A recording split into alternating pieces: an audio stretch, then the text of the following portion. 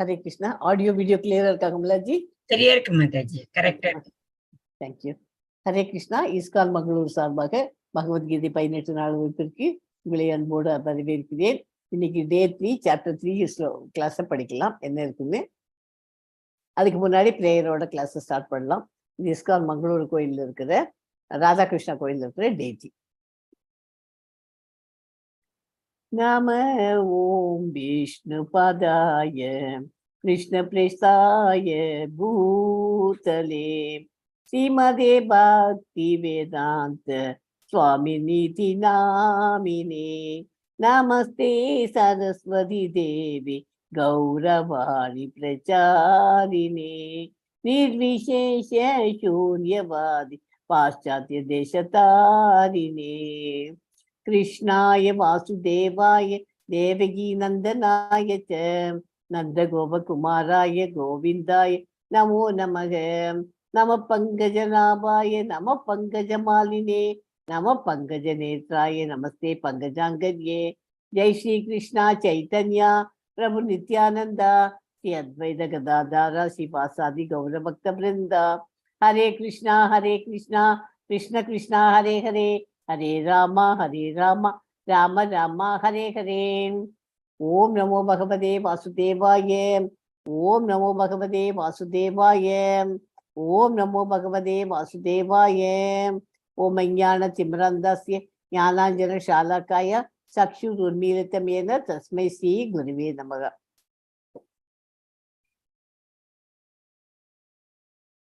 இன்னைக்கு படிக்க போற சாப்டர் கர்மயோகம், அத்தியாயம் 3வது கர்மயோகம், யோகத்தின் செயல். ஓகே, இது படிக்கிறதுக்கு முந்தி சாப்டர் 2ல என்ன படிச்சோம்னு ரீகேப் பார்க்கலாம்.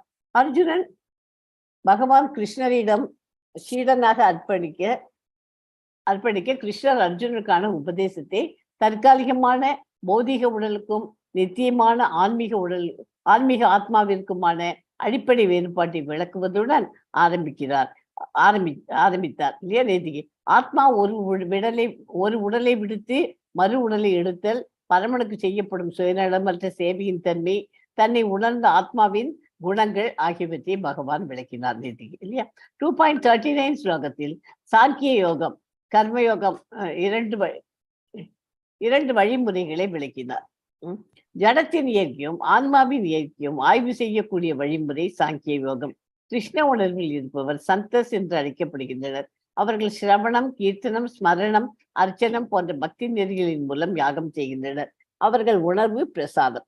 இது நேற்றுக்கு பார்த்துருக்கோம் இல்லையா. இன்னைக்கு படிக்கப்பட்ட சாப்டர் கர்மயோகத்துல யோகத்தின் செயல் 3வது சாப்டர். இந்த அதுக்கு ஒரு முன்னோட்டம் கொடுத்தது. இந்த பௌதிக உலகத்தில் அனைவருக்கும் ஏதாவது ஒரு செயலில் ஈடுபட்டாக வேண்டும்.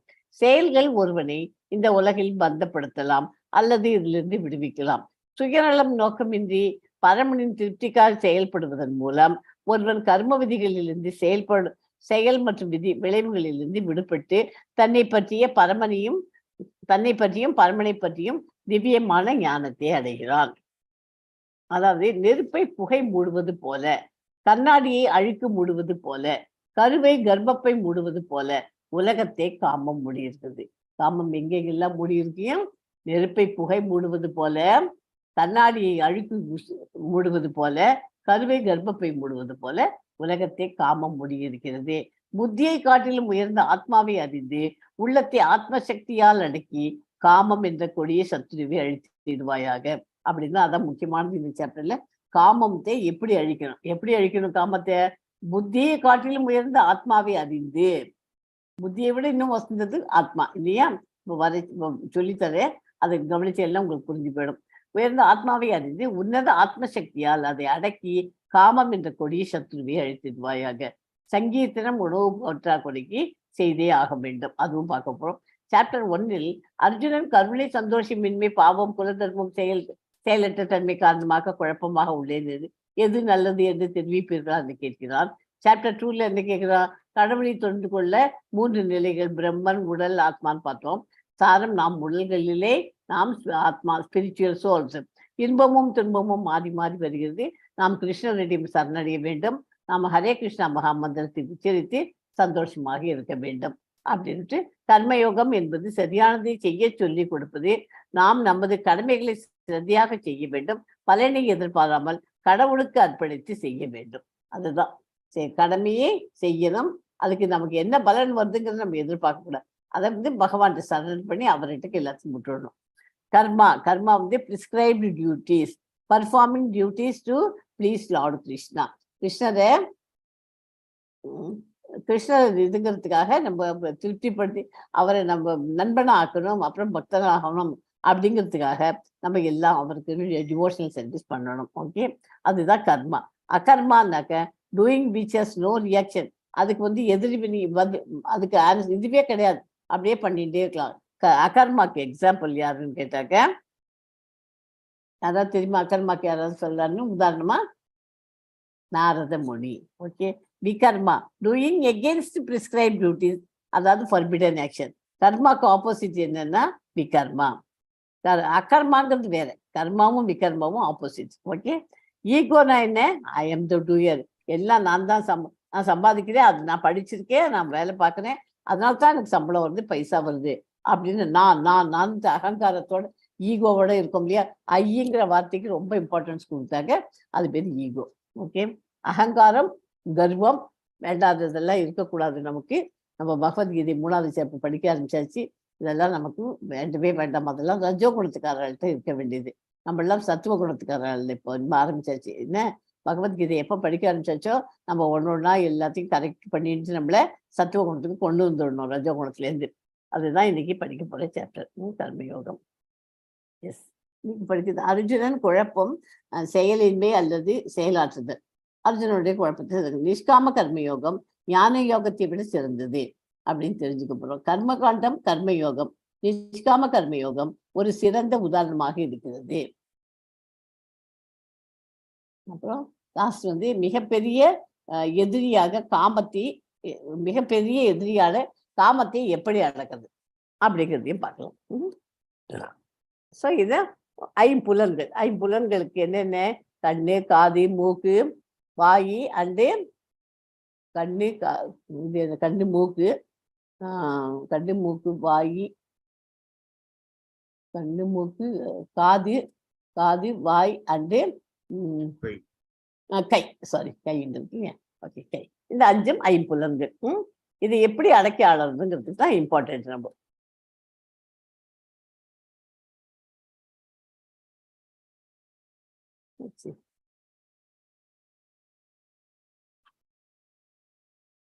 ஓகே, ஸோ இந்த புரிஞ்சுட்டேன்னா இந்த சாப்டர் புரிஞ்சிடும் உங்களுக்கு. இந்த ஐம்புலன்கள் என்னென்ன? கண்ணு இருக்கு இல்லையா, இந்த கண்ணை வச்சு நம்ம என்ன பண்ணணும்? என்ன கண்ணை வச்சு என்ன பண்ணலாம்? பகவானுடைய அர்ச்சக விக்கிரகத்தை தரிசனம் செய்யறதுக்கு வச்சுக்கணும். பகவத்கீதை, பாகவதம் போன்ற வேத புத்தகங்களை படிக்க பயன்படுத்திக்க வேண்டும். இந்த மாதிரி முக்கியமான காரணத்துக்கெல்லாம் இந்த கண்ணை யூஸ் பண்ணிக்கணும். மூக்கு என்ன பண்ணணும்? கிருஷ்ணருக்காக வழங்கப்பட்ட துளசி இலைகள், மலர்கள், கிருஷ்ண பிரசாதம் போன்ற நல்ல வாசனைகளை முகர்ந்து பார்க்கறதுக்கு அந்த மூக்கை யூஸ் பண்ணிக்கணும். அப்புறமா வந்து காது வந்து எதுக்குன்னா கிருஷ்ண பஜனை, தெய்வீக இசை கேட்கறது மற்றும் பகவத்கீதை மற்றும் வேத பாசுரங்களை கேட்கறதுக்காக தான் காது கொடுத்துருக்கு. கை என்ன பண்ணணும்? கிருஷ்ணருக்கு அர்ச்சனை பண்ணணும். கிருஷ்ணருக்கு அர்ச்சனை செய்ய, பிரசாதம் பண்ணணும் இல்லையா? தினைக்கு காத்தால் பிரேக்ஃபாஸ்ட், லஞ்ச், டின்னர்லாம் பண்றோம் இல்லையா? அதை பண்றதுக்கு கை வேணும். அது பகவானுக்கு அர்ப்பணிச்சுட்டு சாப்பிட்டாக்க அதே பிரசாதம். அர்ப்பணிக்காம சாப்பிட்டா நம்ம பாவத்தை முடிக்கிறதுக்கு ஈக்குவல். ஓகே, அதனால இந்த பிரசாதம் பண்றதுக்கு கை தேவை. கிருஷ்ணரின் பாதங்களை வணங்க கைகள் வேண்டும் இல்லையா? அதான் வாய். அடுத்தது வாயோட சேர்த்து நாக்கையும் சேர்த்து சொல்லணும். வாய் என்ன பண்ணும்? நாக்கு வந்து கிருஷ்ண பிரசாதம் போன்ற சிறந்த உணவை ருசிக்கிறதுக்காக நாக்கு. மற்றும் கிருஷ்ண பஜனை செய்யவும், கிருஷ்ணரை பற்றி பேசவும் வாய் வேணும். கிருஷ்ணரின் புகழை பற்றியும் மற்றவர்களுக்கு கூறவும் அந்த வாய் பயன்படுத்தப்பட வேண்டும். ஓகே, ஸோ இந்த 5 கண், மூக்கு, காது, கை அண்டு நாக்கு, வாய் நாக்கு. அல்லது இந்த ஐம்புலன்களையும் எதால கண்ட்ரோல் பண்ணணும்? மனத்தால கண்ட்ரோல் பண்ணி. எப்படி மனத்தால மனம்னா மைண்டால கண்ட்ரோல் பண்ணணும். என்ன இருக்கு நமக்கு? பகவான் வந்து 6 அறிவு படைச்சிருக்கான்னு சொல்லிக்கோ இல்லையா? நமக்கு பகவான் புத்தி கொடுத்துருக்காரு. அந்த புத்தியை உபயோகப்படுத்தி அந்த மனசை கண்ட்ரோல் பண்ண முடியும். மனசை கண்ட்ரோல் பண்றதுங்கிறது வீசும் காற்றை கூட நம்ம அடக்கி விட்டுடலாம். ஆனா அந்த மனசை மட்டும் அடக்கவே முடியாது. அது அர்ஜுனன் சொல்றான் பின்னாடி வர சாப்டர் வரும். அப்போ அவன் சொல்லும்போது பகவான் சொல்றாரு, ஆமா கரெக்டு, மனசை அடக்கினாலும் நடக்கல, இதை மற்ற எல்லாத்தையும் எது வேணாலும் நடக்கலாம். ஆனா வீசும் காற்றை கூட அடக்கலாம், ஆனா மனசை அடக்க முடியாது அப்படின்னு சொல்றாரு பின்னாடி. அது மாதிரி மனசை கண்ட்ரோல் பண்ணணும்னா என்ன பண்ணணும்? புத்திசாலித்தனத்தால நம்ம கண்ட்ரோல் பண்ணணும். அந்த மாதிரி இதெல்லாம் கண்ட்ரோல் பண்ணாக்க, இதெல்லாம் கண்ட்ரோல் பண்ணியாச்சுன்னா அதுதான் நான் செல்ஃப். ஓகே. ஸோ இந்த ஐம்புலன்களை கண்ட்ரோல் பண்றதுக்கு தான் இம்பார்ட்டன்ட் இந்த சாப்டர்ல. எஸ்மா 3.1 படிங்க கமலாஜி. எஸ் மாதாஜி. ஓம் ஸ்ரீ பரமாத்மனே நமः. அத த்ரிதியோऽध्यायः कर्मयोगः. अर्जुन उवाच ध्यायसि चेत् कर्मणस्ते मता बुद्धिर्जनार्दन तत्किं कर्मणि घोरे मां नियोजयसि केशव. அர்ஜுனன் கூறினான், ஜனார்த்தனனே, கேசவனே, பலநோக்கு செயல்களை விட புத்தி சிறந்தது என்றால் கோரமான இந்த போரில் தாங்கள் என்னை பலவந்தமாக ஈடுபடுத்துவது ஏன்? இது எல்லாத்தையும் விட புத்தி தான் சிறந்ததுன்னு சொல்றேன். அப்படின்னா என்னை எதுக்காக இதுல பண்ணுன்னு சொல்றேன் அப்படின்னு கேட்கிறார். யாரு? கிருஷ்ணன். அர்ஜுனன் கிருஷ்ணரை பார்த்து கேட்கிறார்.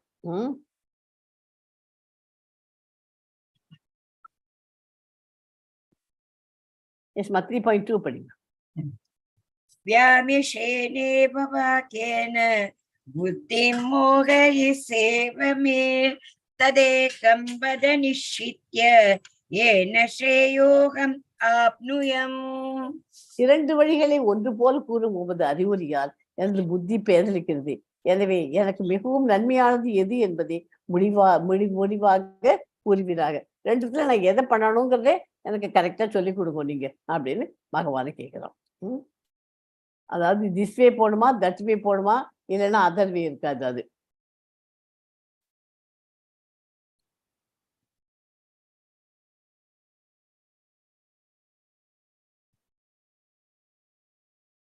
எஸ் 3.5 படிங்க கமலேஷ்.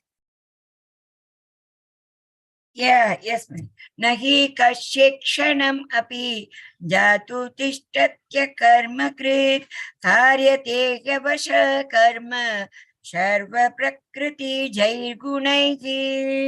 பௌதிக இயற்கையிடம் இருந்து பெறப்பட்ட குணங்களுக்கு தகுந்தாற் போல் ஒவ்வொருவரும் சுதந்திரம் ஏதுமின்றி செயல்படுவதற்கு வற்புறுத்தப்படுகின்றனர்.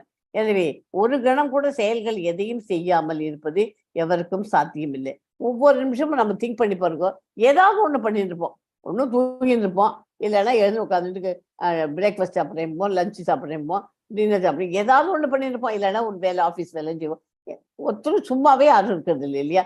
எதையும் செய்யாமல் இருப்பது எவருக்கும் சாத்தியமில்லை. அதான் இதெல்லாம் பௌதிக இயற்கை பெறப்பட்ட குணங்கள். அதுக்கேற்ற மாதிரி இதை பண்றான். எல்லாரும் 3.6 படிங்க. कर्मेन्द्रियाणि संयम्य य आस्ते मनसा स्मरन् इन्द्रियार्थान् विमूढात्मा मिथ्याचारस उच्यते. புலன்களின் செயல்களை கட்டுப்படுத்தி அதே சமயம் புலனின்ப பொருள்களில் மனதை அலைப்பாய விடுபவன் தன்னையே முட்டாளாக்கி கொள்கிறான். அவன் போலி மனிதன் என்று அழைக்கப்படுகிறான். போலி மனிதன்னா என்ன? அதாவது நான் சன்னியாசி அப்படின்னு சொல்லிட்டு வேஷம் போட்டு, பக்கத்துல இருக்க பிக்சரை பாருங்க, அவன் வேஷம் போட்டுன்னு உட்காந்துருக்கான். கையில ஒரு கமண்டல வச்சிருக்கான், அது என்ன வாட்டர் வச்சிருக்கான், அதை தான் குடிப்பேன்ட்டு வச்சிருக்கான். அந்த கையில சிகரெட் ரைட் ஹேண்ட்ல வச்சிருக்கான், அந்த கையில மொபைல் வச்சிருக்கான். அதனால அவன் சன்னியாசியா இருந்தாலும் இந்த மாதிரி காரியங்கள்லாம் புலனின்ப செயல்களை கட்டுப்படுத்திட்டான். ஐம்புலன்களை கட்டுப்படுத்தி எல்லாம் பண்ணியாச்சு. ஆனா இன்ப பொருள்களில் மனதை அலைப்பாயிடுறான். இந்த போன்லாம் வச்சுக்கிறது தப்பு இல்லையா? போன் வச்சுக்கிறது, சிகரெட் பிடிக்கிறது, இதெல்லாம் தப்புன்னு சொல்லி கொடுத்துட்டு இருக்கோம். ஆனா அதை தான் அவன் செஞ்சுருக்கான். அந்த மாதிரி இருக்கிறவெல்லாம் போலி மனிதன் என்று அழைக்கப்படுகிறார்கள். ஓகேயா? கிருஷ்ண உணர்வை செயலாற்ற மறுத்து தியானம் செய்வதாக நடித்து கொண்டு உண்மையில் மனதின் புலனின்பத்தை பற்றி எண்ணிக்கொண்டுள்ள போலிகள் பலர் இருக்கிறார்கள். போலியின் மனம் எப்போதும் களங்கம் நிறைந்திருப்பதால் அவனது தியான யோக நாடகங்களுக்கு எந்த விதமான நன்மதிப்பும் இல்லை. தியான யோக நாடகங்களுக்கு எந்த விதமான மதிப்பும் கிடையாது. ஓகேயா? மறுபுறம் ஒரு நேர்மையான நபர் மனத்தால், செயலில், உள்ளத்தால் புலன்களை கட்டுப்படுத்த முயற்சித்து பற்றுதல் இல்லாமல் கர்மயோகத்தை தொடங்கினால் அவர் மிகவும் உயர்ந்தவர். இன்னொருத்தர் பார்த்தா கோயில போய் எல்லாம் கிளீன் எல்லாம் பண்ணி கொடுக்குற அவரெல்லாம் அந்த மாதிரி யோகங்கள்லாம் பிராக்டிஸ் பண்ணி நான் சன்னியாசின்லாம் சொல்லிட்டு ஒன்றும் பண்ணலை. ஆனா எல்லா காரியங்களும் பகவானுக்கு வழங்குற டிவோஷனல் சர்வீஸ் எல்லாம் பண்ணியிருக்காரு. அது பற்றுதல் ஒண்ணுலயும் இல்லை, கர்மயோகத்தை பற்றுதலே கிடையாது. இல்லையா? மனத்தில செயலால் புலன்களை கட்டுப்படுத்த முயற்சி பண்ணிட்டு இருக்காவெல்லாம். ஆனா இந்த சன்னியாசின்னு இல்லாம எல்லா காரியத்தையும் பண்ணினா அவ மிகவும் உயர்ந்தவர் அப்படின்னு பகவான் சொல்றார்.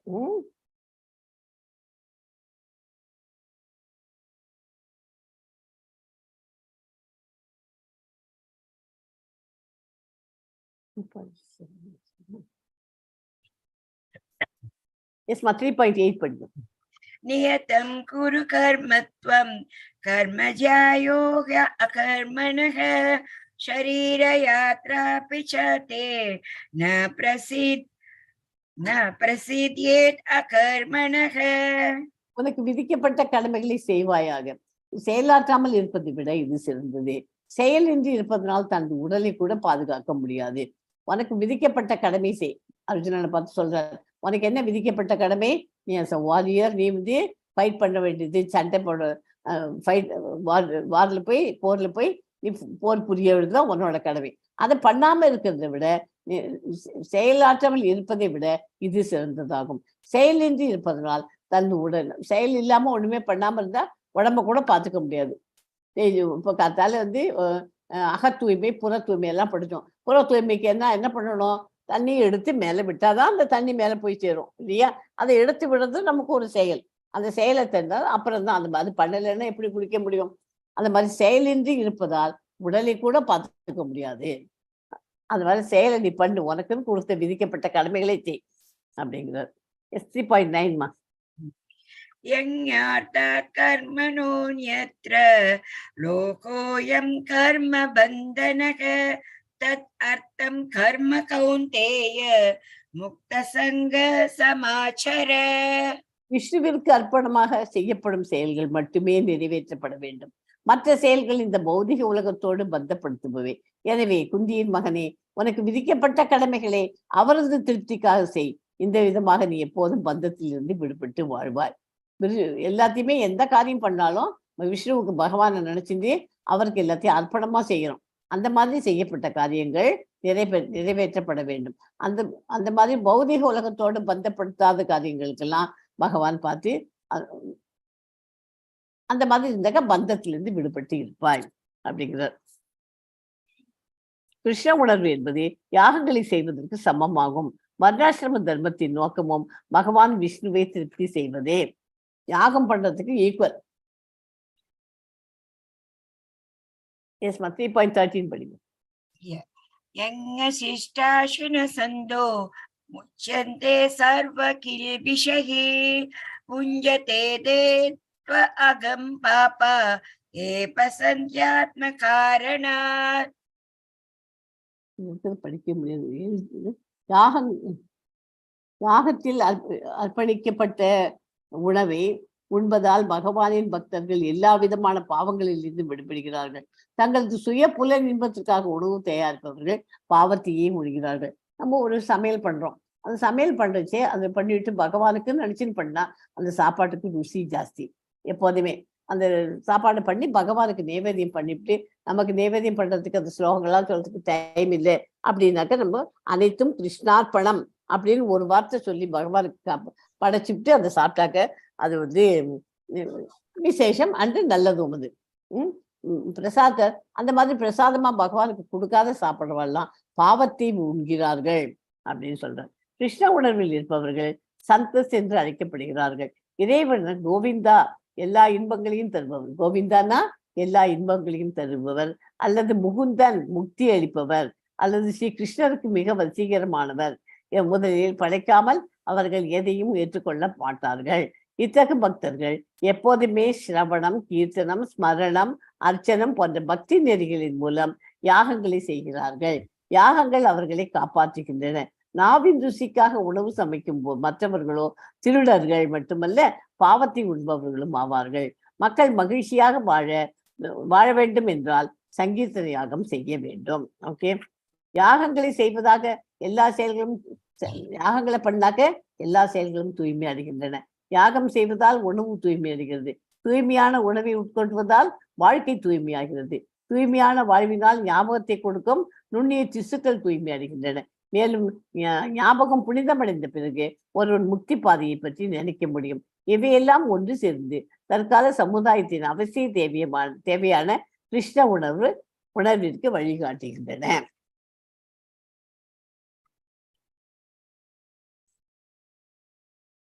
ஸோ எல்லாத்தையும் பகவானுக்கு சமைச்சதை அவருக்கு பகவானுக்கு பிரசாதமா நைவேத்தியம் பண்ணிட்டு அந்த பிரசாதத்தை தான் நம்ம உண்ணணும். ஓகே, எஸ் 3.14 பண்ணிருக்கோம்.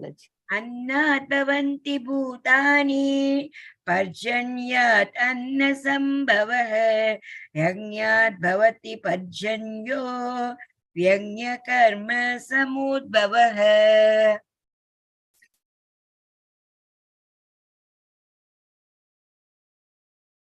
ஒரு நிமிஷம், இந்த ஸ்லோகம் ரொம்ப இம்பார்ட்டன்ட் ஸ்லோகம். இந்த சாப்டர் 3.14. இதுக்கு வந்து இந்த புஸ்தகத்தை எல்லாரும் ஃபாலோ பண்ணுங்க. பகவத்கீதை உண்மை ஃபாலோ பண்ணுங்க. அதுல இருந்தா நான் உங்களுக்கு இதை படிச்சு மீனிங் கொடுக்குறேன். அன்னாத் பவந்தி பூத்தானி. அன்னாத்னா என்ன? அன்னாத்னா தானியம். அன்னம்னா சாதம், ரைஸ் தானே சொல்லுவோம். அது என்ன? தானியம். அன்னாத் பவந்தினா வளர்கின்றன. பூத்தானி பௌதிக உடல்கள். பர்ஜன்யாத்னா மழையிலிருந்து. அன்ன உணவு தானியங்கள். சம்பவ உண்டாக்கப்படுகின்றன. யஜ்ஞாத் யாகங்களை செய்வதிலிருந்து. பவதி சாத்தியமாகிறது. பர்ஜன்ய மழை. யஜ்ஞ யாகங்கள். கர்ம விதிக்கப்பட்ட கடமைகள். சமுத்பவ பிறந்த. சோ மழைகால் தோற்றுவிக்கப்படும் தானியங்களால் எல்லா ஜீவன்களின் உடல்களும் வாழ்கின்றன. யாகத்தால் மழையும் விதிக்கப்பட்ட கடமைகளால் யாகமும் உண்டாக்கப்படுகின்றன. எப்படி மழை வருது? யாகம் பண்ணாதான் மழை வரும். அப்பெல்லாம் அப்படிதான் சொல்லுவோம் இல்லையா? யாகம் பண்ணுது. விதிக்கப்பட்ட கடமைகளால் யாகமும் உண்டாக்கப்படுகின்றன. அது என்ன டீட்டெயில்ஸ் பார்க்கலாம். பட் இது தெரிஞ்சிருக்கணும். விஷ்ணுவிற்கு அர்ப்பணமாக செய்யப்படும் செயல் மட்டுமே நிறைவேற்றப்பட வேண்டும். மற்ற செயல்கள் இந்த பௌதிக உலகத்தோடு பந்தப்படுத்துபவை. எனவே குந்தியின் மைந்தனே, உனக்கு விதிக்கப்பட்ட கடமைகளை அவரது திருப்திக்காக செய். இவ்விதமாக நீ எப்போதும் பந்தத்திலிருந்து விடுபட்டு வாழ்வாய்.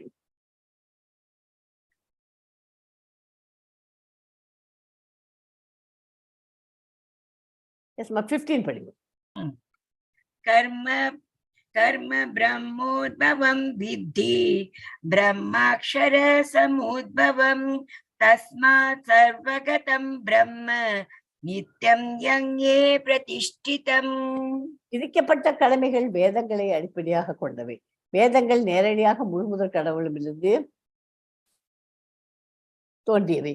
எனவே எங்கும் பரவியுள்ள முழுமுதற் கடவுள் எல்லா யாகங்களிலும் நிச்சயமாக வீற்றுள்ளார். 16 படிங்க கமலா. एवं प्रवर्तितं चक्रं नानुवर्तयति गयः अगायुर् इन्द्रिया रामो मोगं पार्थ स जीवति. எனது அன்பு அர்ஜுனா, வேதங்களில் விதிக்கப்பட்டுள்ள இத்தகைய யாக சக்கரத்தை இந்த மனித வாழ்வில் கடைபிடிக்காதவன் முற்றிலும் பாவகரமான வாழ்க்கை வாழ்கிறார். புலன்களின் திருப்திக்காக மட்டுமே வாழ்பவனின் வாழ்வு பலனற்றது. ஐம்புலன்களுக்காக அந்த திருப்திக்காக நம்ம வாய்க்கு ருசியா சமைச்சு சாப்பிடணும் அப்படின்னு நினைச்சுன்னு பண்றோம். அது எதுவுமே நமக்கு பௌதீகத்துக்கு எது பண்ணா அதெல்லாம் அந்த மாதிரி வாழ்வெல்லாம் பலனற்றது. ஒன்றும் அதுக்கு பலன் கிடையாது. அதாவது வேதங்கள்லாம் படிக்கிறதுனால, வேதங்கள்லாம் யார் படிப்பா? பிராமணர்கள் தான் வேதங்களை நல்லா ஒழுங்கா படிப்பா. வேதங்கள்ல படிச்சாக்க யாகங்கள்லாம் பண்ற டியூட்டிஸ் அதெல்லாம் பண்ணா மழை கிடைக்கிறது. அந்த மழை கிடைச்சதுன்னா என்ன ஆகும்? தானியங்கள் விளைச்சல் நல்லா கிடைக்கும். தானியங்கள் எல்லாம் கிடைக்கும். பழம், காய்கறி எல்லாமே கிடைக்கும் நமக்கு. அதை கிடைச்சதுன்னா நம்ம என்ன பண்றோம்? அது இதெல்லாம் யார் பண்றா? வைசியன். இது முதல்ல இவர் பண்றார், பிராமணர் பண்றார். இதெல்லாம் வைசியன் பண்றான். வைசியன் என்ன பண்றான்? அந்த கடையில கொண்டு போய் கொடுத்து வியாபாரம் பண்றான். பண்ட மாற்று முறை. இதை கொடுத்தாக்க காசு கிடைக்கும். அதை எடுத்து அவன் பண்றான். அதை பண்ண உடனே நம்மள மாதிரி மக்கள்லாம் என்ன பண்ணுவோம்? நம்ம அதை வாங்கிட்டு வீட்டுல எல்லாத்தையும் அதை கிளீன் பண்ணி பகவானுக்கு வீட்டில் சமையல் பண்ணுவோம். சமையல் பண்ணும்போது பகவானை நினைச்சிட்டு பண்ணி அதை நேவேத்தியம் பண்ணிட்டு பிரசாதமா எடுத்துட்டு போய் பகவானுக்கு அர்ப்பணிச்சுட்டு அதை எடுத்து தான் நம்ம பிரசாதம் சாப்பிடும். ஓகே, பகவானுக்கு முதல்ல படைச்சிட்டு அப்புறம் தான் நம்ம சாப்பிடணும். இல்லைன்னா அப்படி பண்ணலைன்னாக்க பாவத்தை விடுவதுக்கு இதுதான் யாக சக்கரம். ஸோ அதுக்கு வந்து யாக சக்கரம் பண்றதுக்கு நம்ம என்ன பண்ணலாம்? Easiest way. யாகம் வந்து அந்த காலத்துல எக்ஸ்பென்சிவ் யாகங்கள்லாம் பண்ணியிருந்தா, இந்த கலியுகத்துல நம்ம ஈஸியஸ்ட் வே பண்ண வேண்டியது எந்த மாதிரி யாகம்? இந்த ஜபம் பண்றது. யஜ்ஞாத்தம் ஜபா யஜ்ஞோ ஸ்மி, யஜ்ஞோஸ்மி. அதை பண்ணினாலே போறோம். 10.25 வருது அந்த ஸ்லோகம். எல்லாத்துலேயும் சிறந்த யாகம் எதுனாக்க இதுதான், ஜபம் பண்றதுதான். அதுக்கு என்ன பண்ணணும்? ஜபத்துக்கு முன்னாடி ஜெய் ஸ்ரீ கிருஷ்ணா சைத்தன்யா பிரபு நித்யானந்தா ஸ்ரீ அத்வைத கதாதாரா ஸ்ரீ வாசாதி கௌர பக்த பிருந்தா, அதை சொல்லிட்டு ரெண்டு ரவுண்டு சொல்லிச்சு. இன்பிட்வீன்ல அதையும் சொல்லணும். ஹரே கிருஷ்ணா கிருஷ்ண கிருஷ்ணா ஹரே ஹரே, ஹரே ராம ராம ராம ஹரே ஹரே. இந்த மந்திரத்தை எல்லாரும் ஒரு நாளைக்கு மினிமம் 2 ரவுண்ட்ஸ் சொல்ல ஆரம்பிக்கும். செயலின் பலன்களில் பற்றுதல் கொள்ளாமல் கடமைக்காக செயல்படுவாயாக. பற்றின்றி செயலாற்றுவதால் ஒருவன் பரத்தை அடைய முடியும். 20 படிங்க.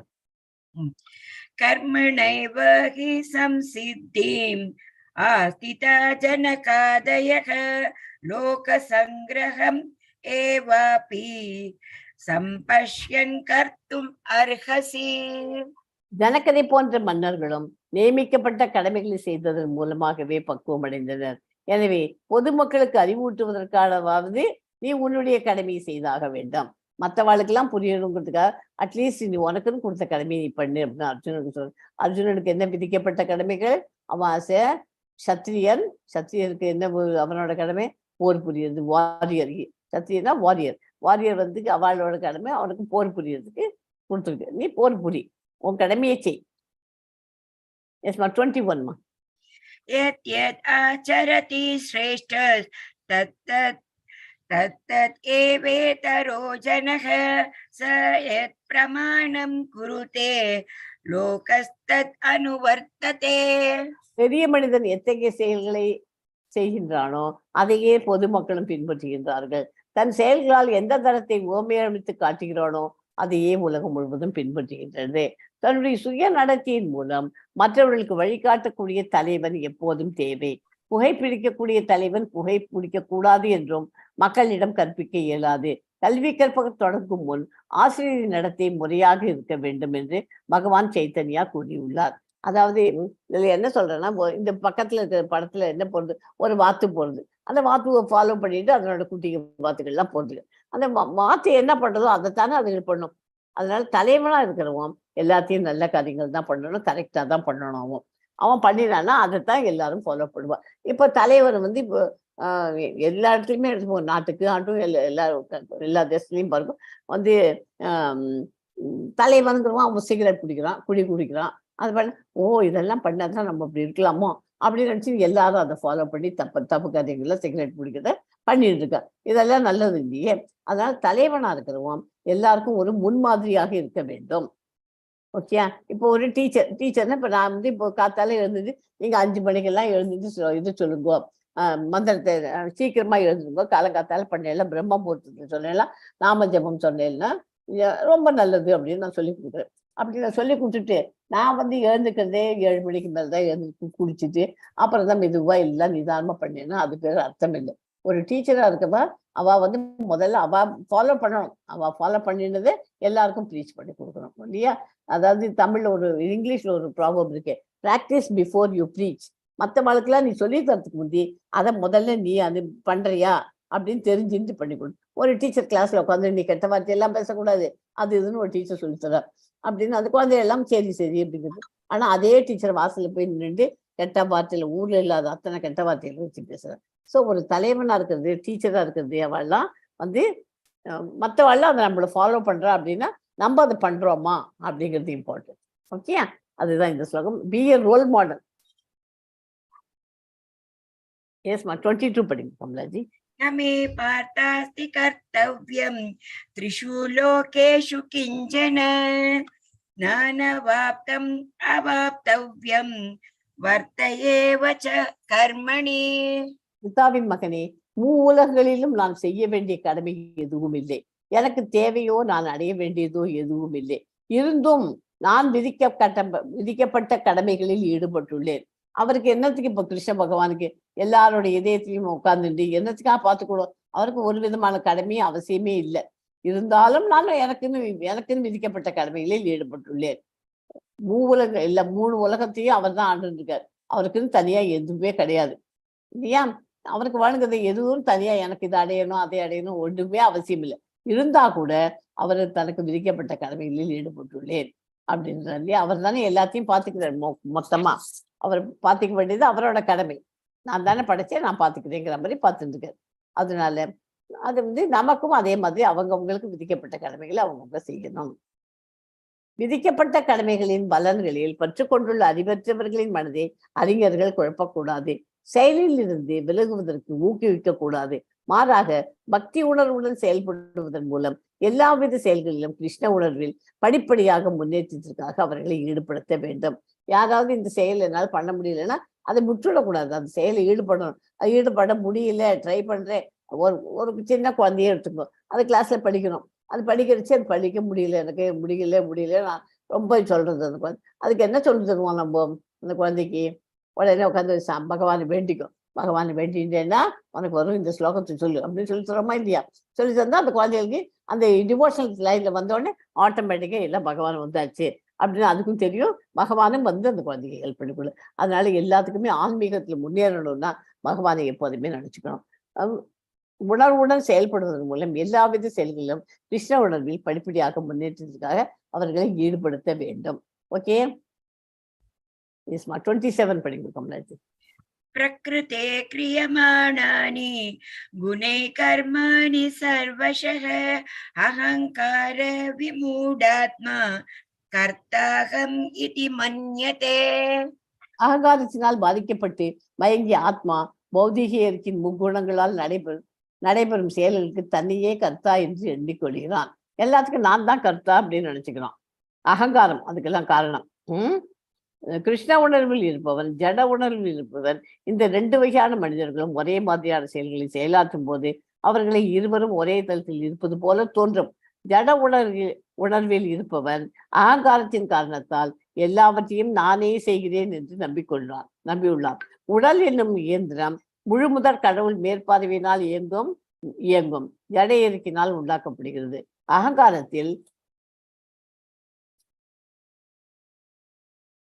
அகங்காரத்தில் இருக்கும்போது அவன் அறியாமையின் சின்னமாகும். ஓகே,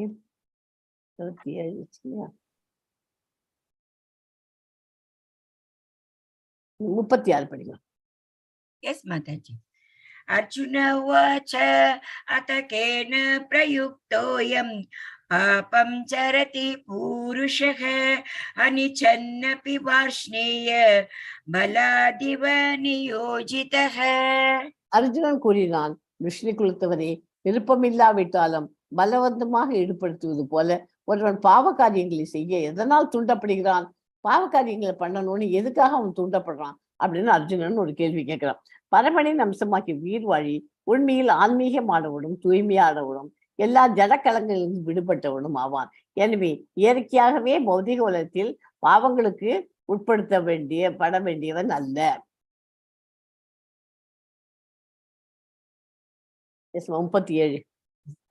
ஸ்ரீ பகவானுவாச்ச காமயேஷ க்ரோதயேஷ ரஜோகுண சமுத்பவः மகாசனோ மகாபாப்மா வித்யேனம் அகவைரிணம். புருஷோத்தமர் ஆன முழுமுதற் கடவுள் கூறினார், அர்ஜுனா, காமமே இதற்கு காரணம். ரஜோகுணத்தில் உற்பத்தியாகி பின்னர் கோபமாக உருவெடுக்கும் இது உலகின் எல்லாவற்றையும் அழிக்கும் பாவகரமான எதிரியாகும். பாவகரமான எதிரி எதுனா காமம். அது எங்க உற்பத்தியாருது? ரஜோகுணத்தில் உற்பத்தியாருதுன்னு சொல்றார். ரஜோகுணத்தின் சம்பந்தத்தால் கிருஷ்ணரின் மீதான அவரது நித்திய அன்பு காமமாக திரிபடுகிறது. வேறு விதமாக கூறினால், புளிப்புடன் சேர்ந்த பால் தயிராக திரிவது போல இறைவனின் மீதான அன்பு காமமாக திரிந்து விடுகிறது. காமம் திருப்தி அடையாத போது கோபமாக மாறுகிறது. கோபம் அறியாமையாக மாறுகிறது. அறியாமையினால் பௌதிக வாழ்க்கை தொடங்குகிறது. எனவே ஜீவனின் மாபெரும் எதிரி காமமே ஆகும். காமமே தூய்மையான ஆத்மாவை ஜட உலகின் சிக்குண்டு வாழ வைக்கின்றது. தமோ குணத்தில் வெளித்தோற்றமே கோபம். சத்துவ குணத்திற்கு உயர்த்தப்பட்டால் ஆன்மீக பற்றுதலின் காரணமாக கோபம் என்னும் இழிநிலை அடைவதிலிருந்து ஒருவரை காப்பாற்ற முடியும். ஸோ மொத்தமா 3 டைப் ஆஃப் குணங்கள் இருக்கு. அதை நான் பின்னாடி ஒரு சாப்டர் வரும், அதில் நான் விவரமா சொல்லித்தரேன். அதுக்கு முன்னாடி அது என்னன்னு தெரிஞ்சு வச்சுக்கோ. 3 குணங்கள். என்னென்ன குணம்? சத்துவ குணம், ரஜோ குணம், தமோ குணம். சத்துவ குணம் தான் எல்லாத்தையும் விட உயர்ந்தது. ஓகே. 2வது ரஜோ குணம். இது குட். சத்துவ குணம் பெஸ்ட்னு சொல்லிக்கலாம். 2வது ரஜோ குணம், அது பெட்டர். ஓகே. 3வது ரஜோ குணத்துக்கு அப்புறமா தமோ குணம்னு ஒண்ணு இருக்கு. அந்த தமோ குணம் ஒர்ஸ்ட். அது யாருமே அதுல இருக்கக்கூடாது. அந்த குணம் அதுனா அதுல எல்லாமே கெட்ட காரியங்கள் பண்ணிட்டு ஒரு ஒரு டிசிப்ளின்டு லைஃப் இல்லாதவா இருக்கிறதான் அதுல இருப்பா. இதுல ரஜோ குணத்துக்காக அவ இப்படியும் போயிடலாம், தமோ குணத்துக்கும் போயிடலாம், சத்துவ குணத்துக்கும் போகலாம். அதனால நம்மளாம் எல்லாருமே ரஜோ குணத்துல தான் இருக்கோம். நம்ம எல்லாம் ஏன்னா மெட்டீரியல் வேர்ல்டு பௌதிகத்துல தான் நம்ம நிறைய நாட்டங்கள் இருக்கு. அது மெதுவா கொஞ்சம் கொஞ்சமா குறைச்சின்னு வரோம். இப்பதான் அதை நல்லா நம்ம சத்துவ குணத்துக்கு வரணும். ஐம்புலன்களை முதல்ல அடக்க கத்துக்கணும். பக்கத்து வீட்டுல அது வச்சிருக்காங்க, எது வச்சிருக்காங்க, நம்ம வீட்டுல இல்லையே, இதெல்லாம் தான் நம்ம பண்ணிட்டு இருக்கோம். அதெல்லாம் மெதுவா கொஞ்சம் கொஞ்சமா குறைச்சிட்டு நம்ம கிட்டக்கு என்ன இருக்கோ அது போறோம். அது நமக்கு இது பௌதீகம் நமக்கு இம்பார்ட்டன்ட் இல்லை அப்படிங்கிறத நம்ம எப்போ புரிஞ்சுக்கிறோமோ அப்பதான் நம்ம இந்த சத்துவ குணத்துக்கு முழுக்க வர முடியும். ஓகே.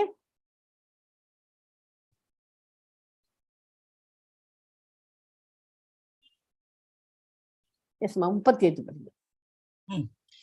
धूमेन व्रियते वह्निर् यथा दर्शो मलेन च यतोल्बेन वृतो गर्भस्तथा तेनेदम् आवृतम्. எவ்வாறு நெருப்பு புகையாலும், இந்த ஸ்லோகம் ரொம்ப இம்பார்ட்டன்ட் ஸ்லோகம் 3.38. இதை நல்லா கவனிச்சுக்கோங்க. எவ்வாறு நெருப்பு புகையாலும் கண்ணாடி தூசியாலும் கருப்பையாலும் மறைக்கப்பட்டுள்ளதோ அவ்வாறே காமத்தின் பல்வேறு நிலைகளினால் உயிர்வாழிகளும் மறைக்கப்பட்டுள்ளனர். இந்த நெருப்பு ஃபயர் எரியுது, எரியிச்சு அந்த ஃபயர் எங்க இருக்குன்னு நம்மளால பார்க்க முடியுதா? பார்த்தீங்கன்னாக்க ஒரு பில்டிங் எரியுது அப்படின்னாக்க எரியிச்சு பார்த்தா புகை தான் நமக்கு தெரியும். ஏன்னா அந்த நெருப்பை புகை மறைச்சுடுறது இல்லையா? அதே மாதிரி 2வது நெருப்பை புகை மறைக்கிறது. கண்ணாடி மேல தூசி இருக்கு, அதனால அந்த கண்ணாடிக்கு அந்த பக்கம் என்ன இருக்கு நம்மளால பார்க்க முடியுமா? இல்லைன்னா நம்ம மிரர் இருந்தாக்க நம்மள பார்க்க முடியுமா? ரெண்டும் பண்ண முடியாது. அந்த புகை மூடி இருக்கு. அதே மாதிரி 3வது குழந்தைய குழந்தை இருக்கு, அந்த குழந்தைக்கு மேல கருப்பை இருக்கு, அது போட்டு அது மூடி விடுறது. ஸோ எல்லாமே இந்த மாதிரி மூடி இருக்கிறதெல்லாம் காமத்தின் பல்வேறு நிலைகளால் நம்ம உயிர்வாழிகளும் மறைக்கப்பட்டுள்ளனர் அப்படிங்கிறது தான் இந்த இது. உயிர்வாழிகள் தூய உணர்வு 3 வகையான நிலைகளால் மறைக்கப்பட்டிருப்பதால் தனது பொலிவை இழந்துள்ளது.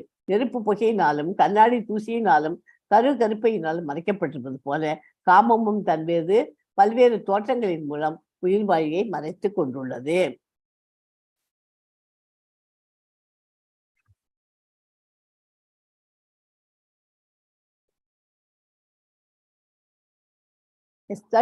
படிங்க. आवृतं ज्ञानम् एतेन ज्ञानिनो नित्यवैरिणा कामरूपेण कौन्तेय दुष्पुरेणानलेन च.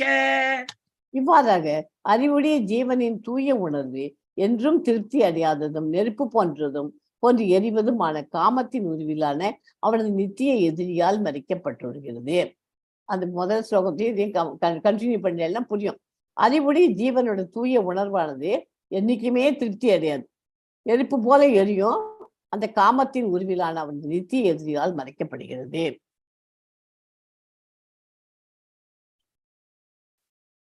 எஸ் 41 படிக்க. तस्मात्त्वम् इन्द्रियान् यादो नियम्य भरतर्षभ पाप्मान् प्रजहीहेनं ஞான விஞ்ஞான நாசனம். எனவே பரத குலத்தோரில் தலை சிறந்த அர்ஜுனா, புலன்களை ஒழுங்குபடுத்துவதால் பாவத்தின் பெரும் சின்னமான இந்த காமத்தை ஆரம்பத்திலேயே அடக்கி ஞானத்தையும் தன் உணர்வையும் அழிக்கும் இந்த எதிரியை அறவே ஒழித்திடுவாயாக. இந்த எதிரிய மொத்தமா கம்ப்ளீட்டா கண்ட்ரோல் பண்ணி நம்ம ஒழிச்சிடணும் அப்படின்னு.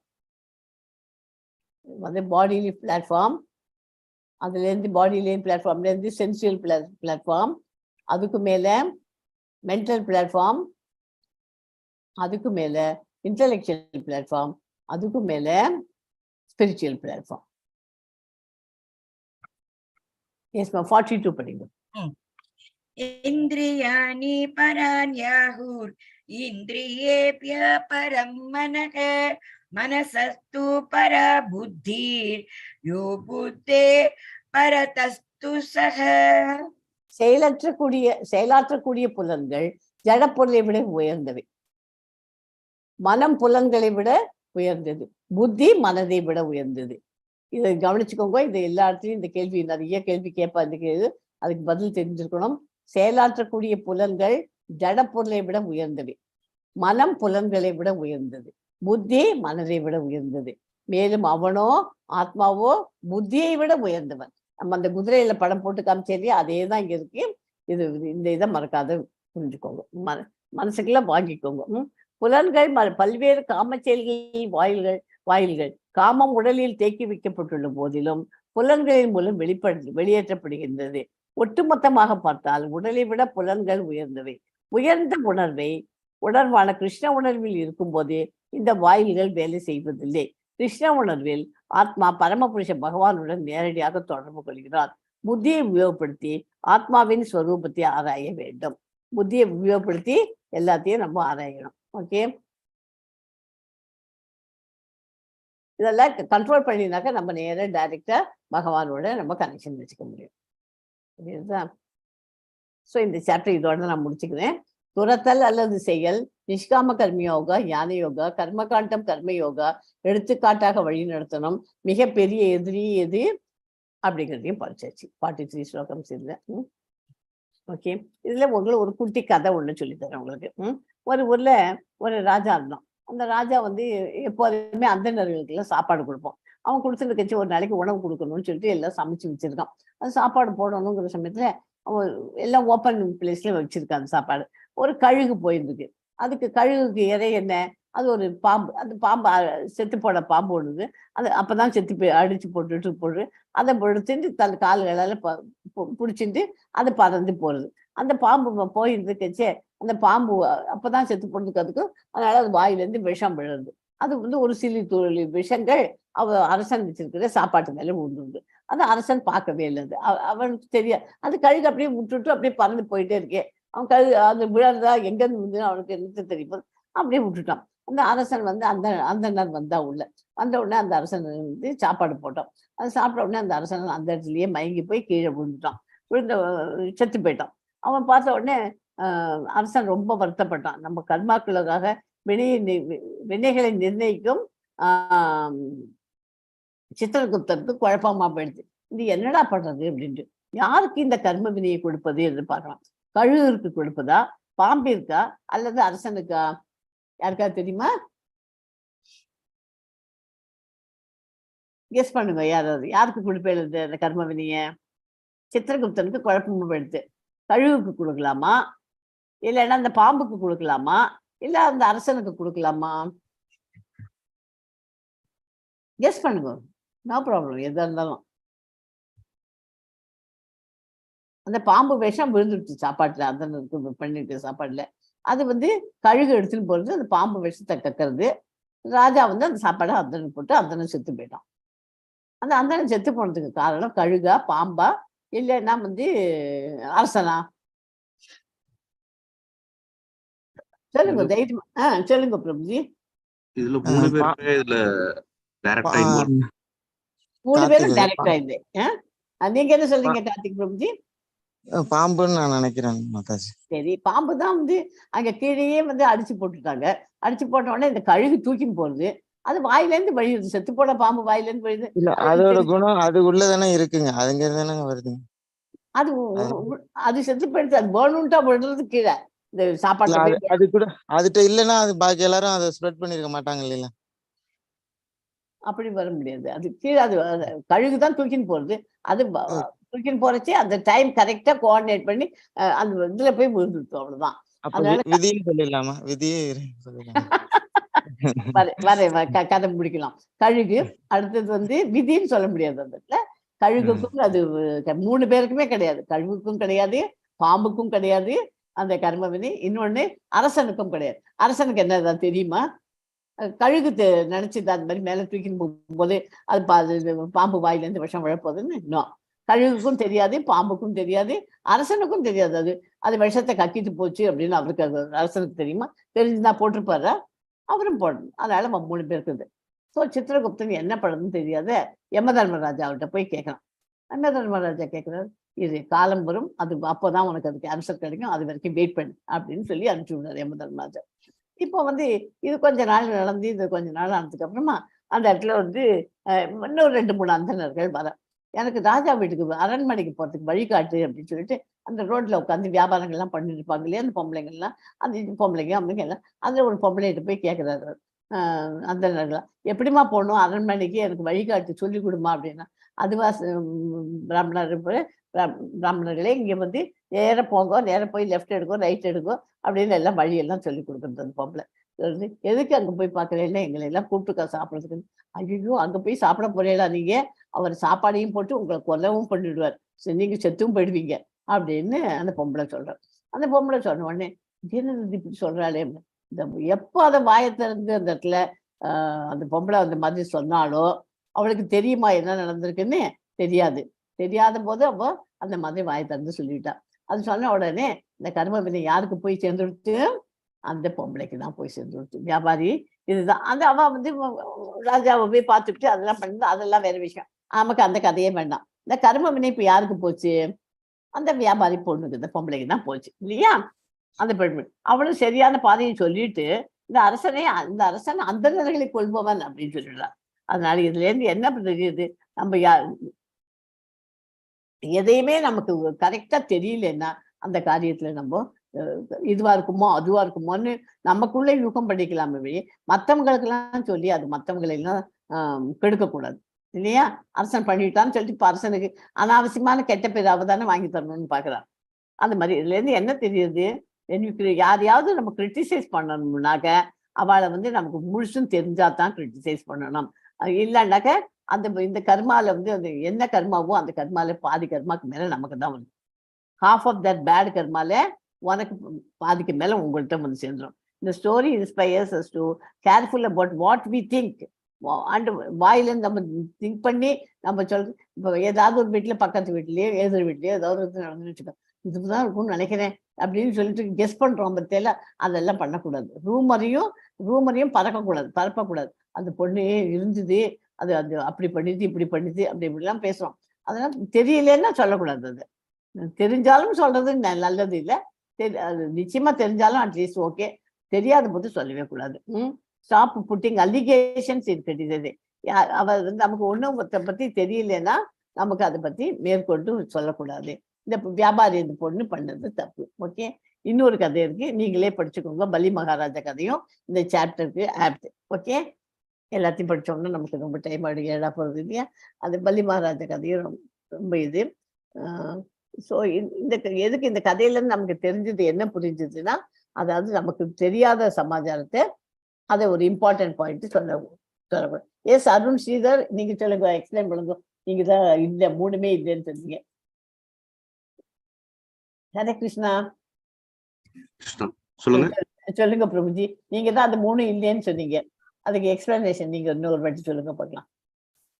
அதுல 3மே இல்லைன்னு சொன்னோம்னா, கழுகு அதோட சாப்பாடு எடுத்துட்டு போகுது. சரி, அது கழுகுக்கு தெரியாது இது இறந்து போன பாம்பு தான் அதை எடுத்துட்டு போகுது. அதனால அது வந்துட்டு அதுக்கு டிபெண்ட் ஆகாது. பாம்போட நேச்சுரலே அதுதான், அதுல வாயில எப்பயுமே விஷம் இருக்கும். அதுக்கும் தெரியாது அது இறந்து போச்சு. அது ஸோ அதுக்கு வந்துட்டு இப்ப நம்ம போற வழியில எங்கெல்லாம் விழுதுன்றது அதுக்கும் தெரியாது. இன்னொன்னு வந்து ராஜா வந்துட்டு அவர் விழுந்துச்சா விழுந்தல, அவரு வந்து நல்லது பண்ணா எடுத்து வச்சாரு அவரு. ஆனா அதுல வந்துட்டு இது விழுன்றது அவருக்கும் தெரியாது. ஏன்னா இதுல ராஜாவுக்குன்னா ஒரு இன்வால்வ் ஏதாவது ஒரு இதுல கொடுக்கலன்னா அவர் மூடி வைக்கல சாப்பாட்டை அப்படின்னு சொல்லலாம். Okay, correct. அது கூட சொல்லலாம், அந்த பாயிண்ட் கூட நல்லா இருக்கு. சரி, அப்புறம் இப்ப அது அந்த பொம்பளைக்கு போய் எப்படி அந்த வியாபாரி பொம்பளைக்கு அது வந்து பாத்தீங்கன்னா அவங்களுக்கு என்ன நடந்ததுன்னே தெரியல. இதுல 3 இந்த ஸ்பாட்லயே இல்ல அவங்க. என்ன நடந்ததுன்னே தெரியல.